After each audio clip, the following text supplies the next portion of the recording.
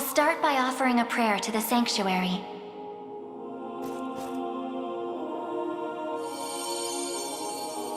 He who bears the ring of the unicorn, present its grandeur before me.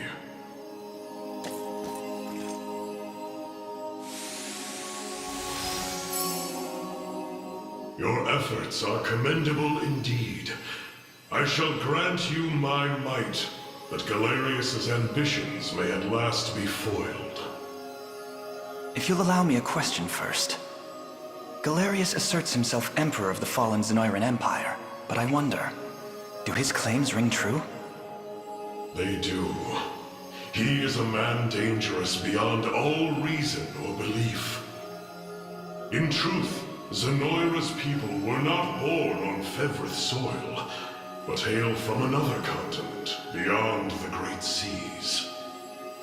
Their populace enjoyed countless years of peace and prosperity, ushered in by magical advancements of the highest order. Yet, after a contested succession sparked civil war, the very magic which once enhanced their lives now stole them away instead. And by the day Galerius emerged victorious, Zenoira was naught but barren wastes, inhabited chiefly by the corpses of the damned.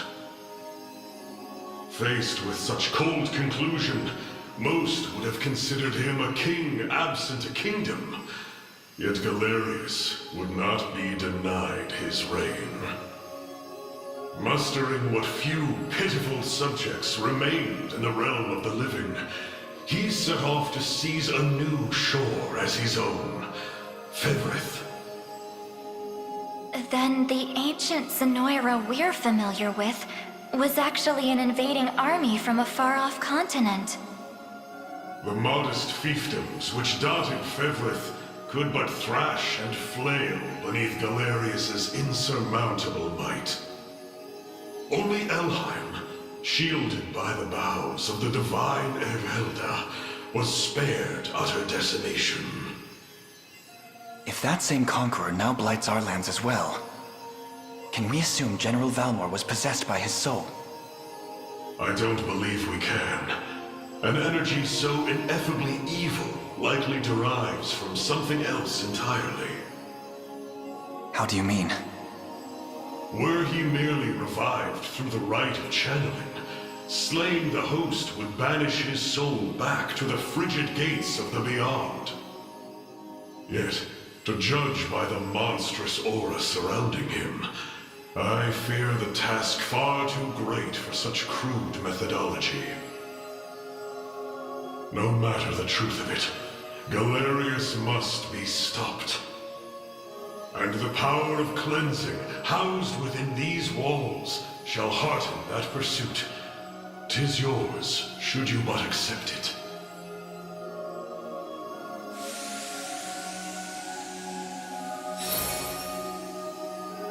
Your will is mine own, righteous Prince of Cornea.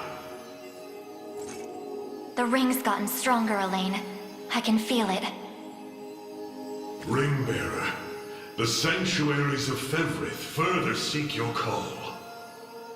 Deliver your presence unto each in turn, that we may aid you when the fated time arrives.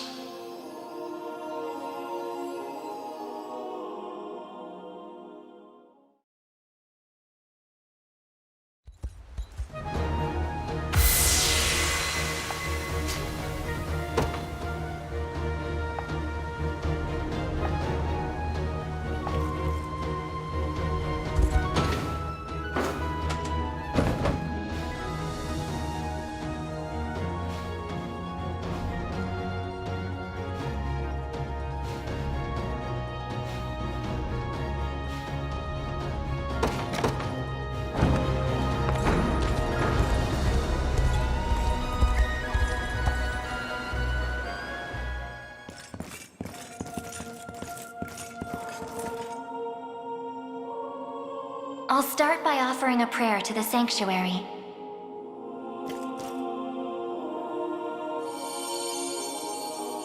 He who bears the ring of the unicorn, present its grandeur before me.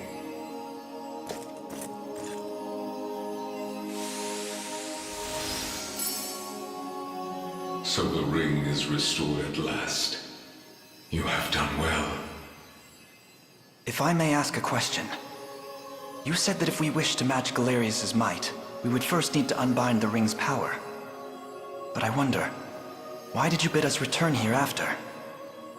That I may bestow upon you the power of cleansing, accumulated within these walls over the passing of centuries. Do you imply the renewed ring is not enough to defeat him? It is not.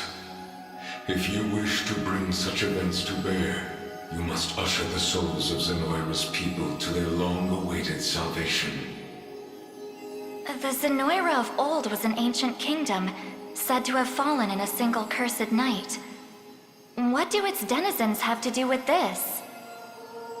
The night you allude to was that of failed ceremony, one in which they relinquished their corporeal forms.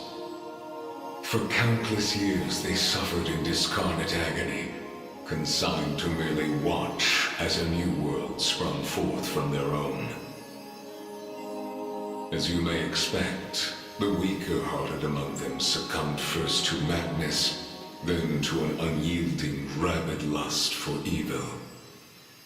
'Tis only by the power of the sanctuaries that such wicked souls were put to slumber, sealed away in a realm known solely as the Beyond. And Galerius used me and my father to break that seal. Quite so. He has torn open a seam between the land of the living and that of the dead. A seam through which he shall unite their beings, till neither one is distinct from the other. Then we know now what Galerius seeks. To resurrect the souls of ancient Zenoira. Should he succeed, this world will be met with grave disaster. Yet that is why our sanctuaries exist. Make use of our strength and bring eternal salvation to the souls of the lost. Now, the power of cleansing housed within these sacred grounds will prove a great boon in the battle ahead.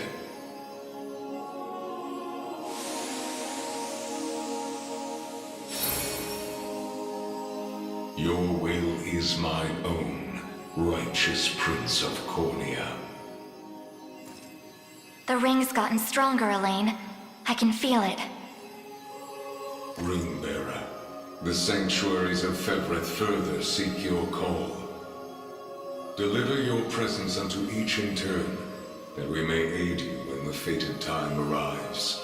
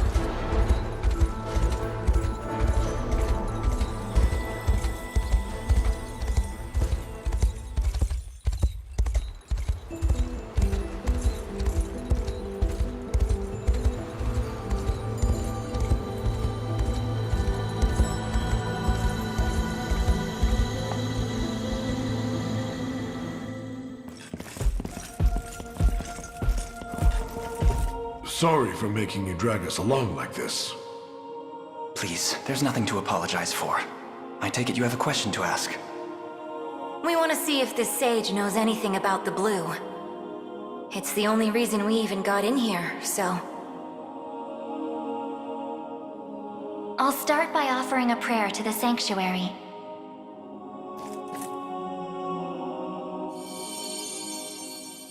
He who bears the ring of the unicorn, present its grandeur before me.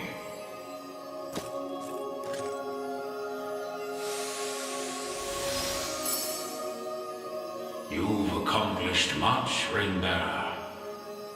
'Tis no easy feat crossing a nation bound in the harshest of winters. I don't mean to interrupt, wise sage, but I was wondering if you could answer something for us. What exactly is the Bastorius Blue?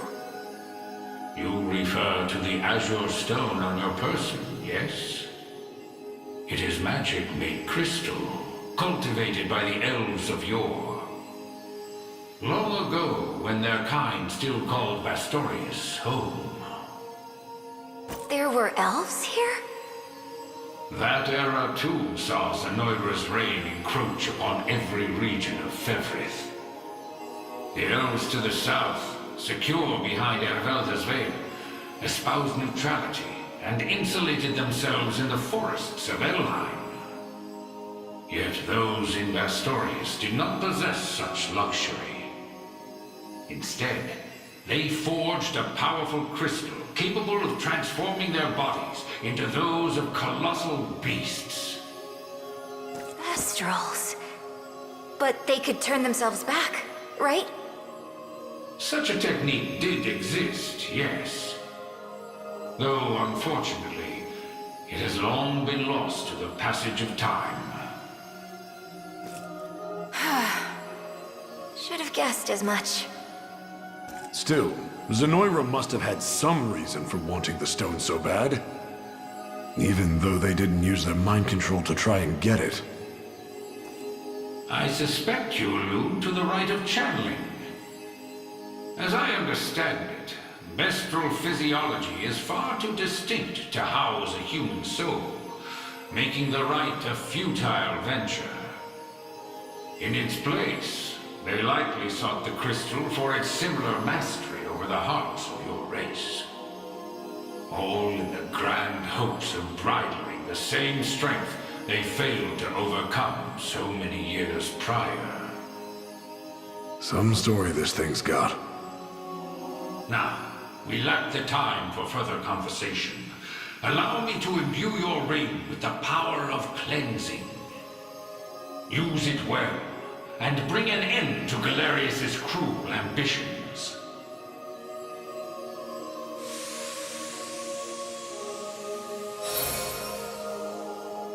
Your will is mine own, righteous Prince of Cornea. The ring's gotten stronger, Elaine. I can feel it.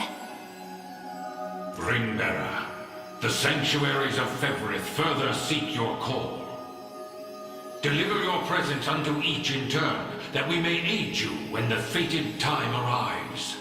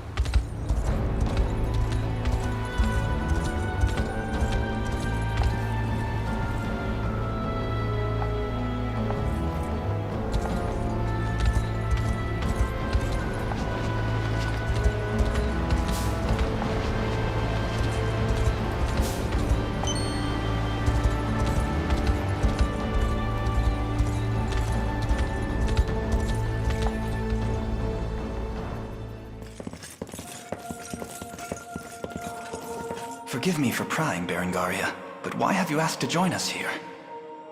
Balro, I want to know more about the man who thinks he can tamper with other people's minds. I have a few other questions for this sage of yours, too. I'll start by offering a prayer to the sanctuary.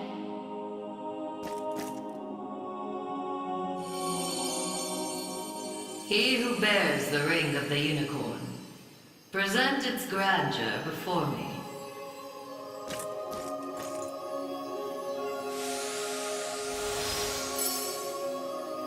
Excellent.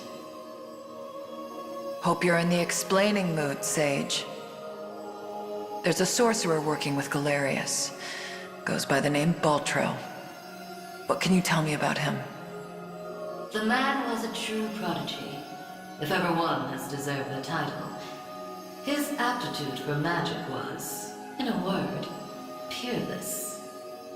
A gift he employed with little concern for sense or morals.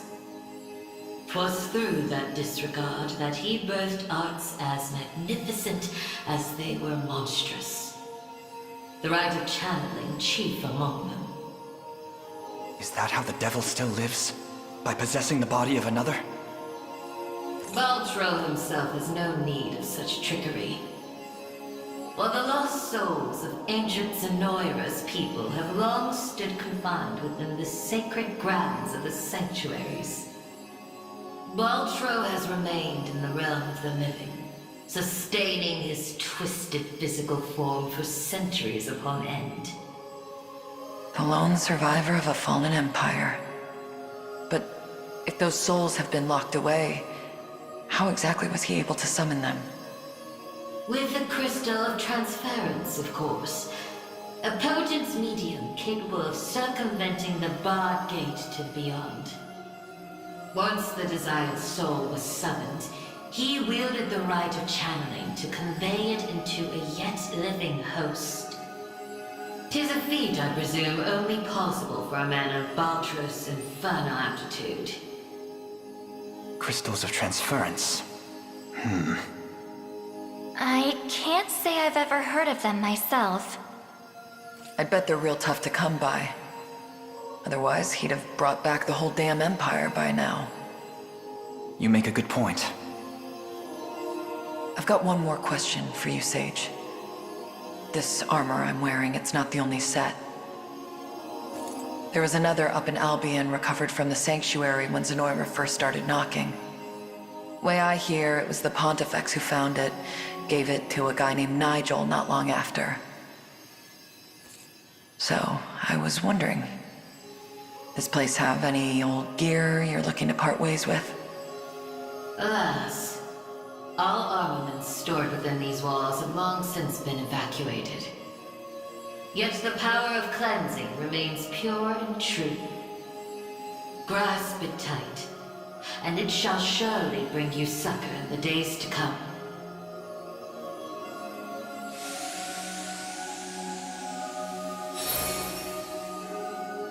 Your will is mine own, righteous Prince of Cornea. The ring's gotten stronger, Elaine. I can feel it.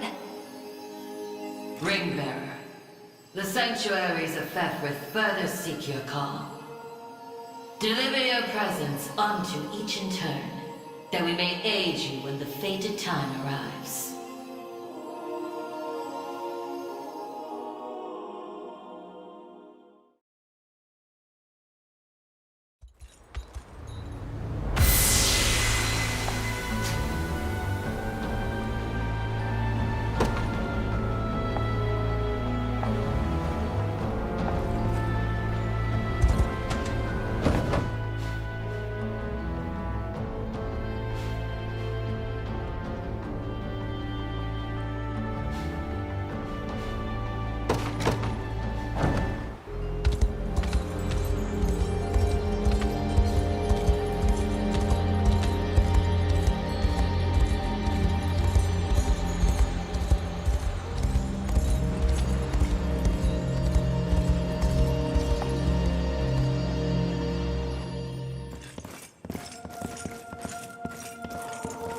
Apologies for asking this of you, Elaine.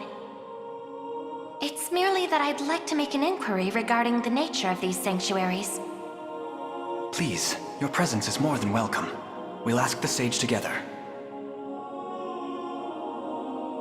I'll start by offering a prayer to the sanctuary.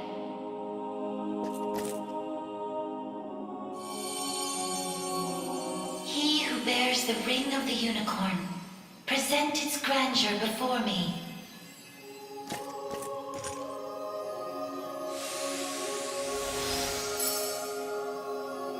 Beside you stands the Turanos of Elheim. The ring of the unicorn would remain ever bound were it not for you. or for your ancestors, who conveyed the rite of covenant through a great many generations. For that, you have my utmost gratitude. 'Tis a kindness I scarcely deserve, O wise sage. But if I may, I wish to ask a question of you. For what purpose were these sanctuaries constructed? To house errant, wandering souls, those of the fallen Zenoiran Empire. Yet that raises another question still. How is it that Zenoira met with ruin? 'Twas an act of hubris immeasurable. In search of the forbidden gift of immortality, their sorcerers made sacrifice of a divine being, the great and noble unicorn. Such vile disregard for the natural world. Indeed, and greed only drove them further from their own humanity. Amidst the slaughter, they sought to elicit the creature's purifying energy, and in so doing, break free of the shackles of mortality. Yet the cleansing fires of the unicorn glow impossibly bright, violent in their rejection of vice and villainy. For the wicked-hearted to harness such a power as their own would be a contradiction of its very purpose. 'Twas a miscalculation of the most fatal ilk. With the beast's dying embers, the fury of the unicorn struck Zenoira's people. Their skin burned, their flesh was rent from their bodies, and their souls were condemned to wander for the rest of eternity. How horrible. 'Twas the greatest irony, then, that the rite proved a success in the end. From the ashes of tragedy rose but one survivor. A single girl, capable of communion with the divine unicorn her countrymen had so cruelly defiled. Aside the pontifex of Albion and the elven Turanos, she set forth to deliver peace to the restless souls of Zenoira's citizens. A venture which saw them construct 6 sanctuaries spread through every land of Fevrith. Upon its completion, she rallied those loyal to her cause and founded a new nation, Cornea, of which she would become the first queen. And with the spirits of her brethren pacified at last, she relinquished the power she had never once wished to receive. 'Twas then that it was severed in twain, each half laid into a sacred relic, symbolic of her tale. The ring of the unicorn. And that of the maiden. Then the reason this ring answers to me alone is the royal blood flowing through my veins. Quite so. Your heart is that of the unicorn, fated to commune with a maiden true and fair. A destiny which culminated in the rite of covenant and the subsequent unbinding of the ring's true form. Now, the power of cleansing housed within these grounds will prove a great boon in the battle ahead. You need only accept its grace.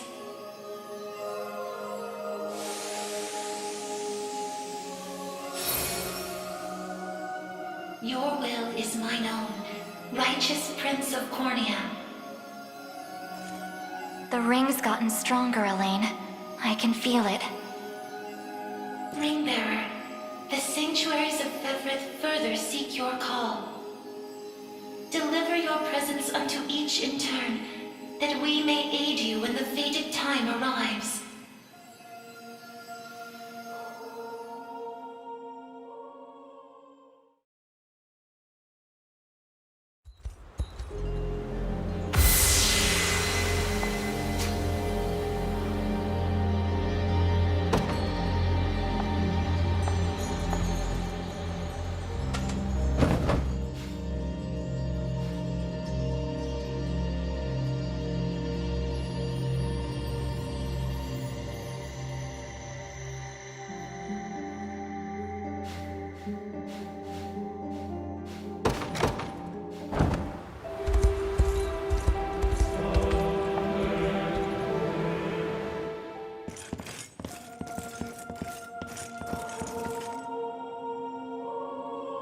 I'll start by offering a prayer to the sanctuary.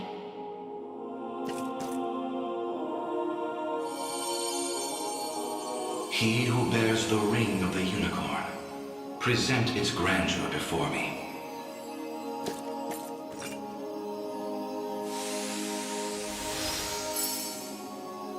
Progeny of the late Pontifex Errant, you have done well in guiding the Savior to this sacred hall.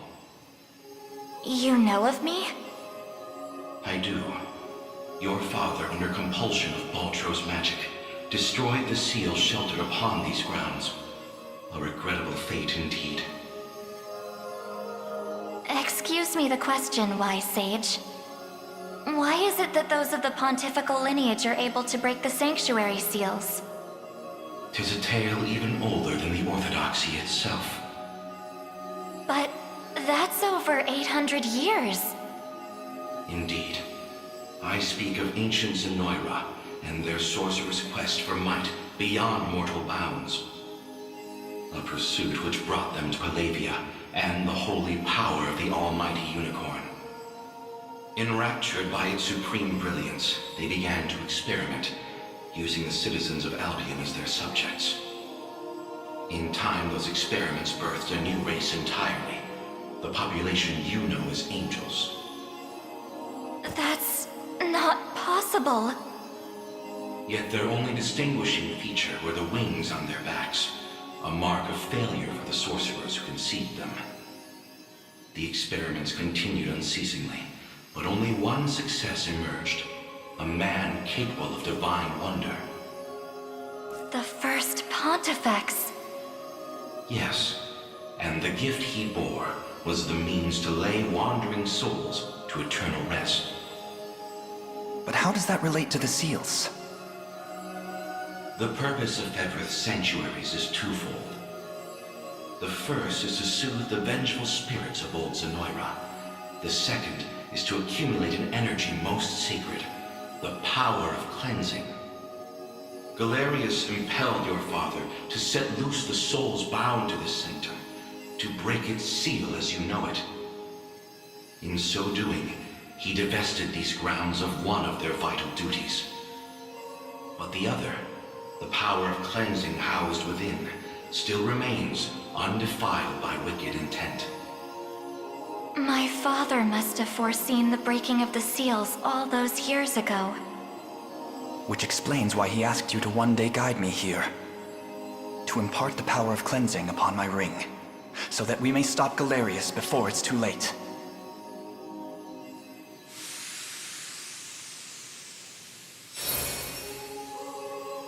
Your will is mine own, righteous Prince of Cornea. The ring's gotten stronger, Elaine. I can feel it. Ringbearer, your pilgrimage is fulfilled, and so too is the ring of the unicorn. Deliver your presence unto the decisive conflict, that we may aid you when the fated time arrives.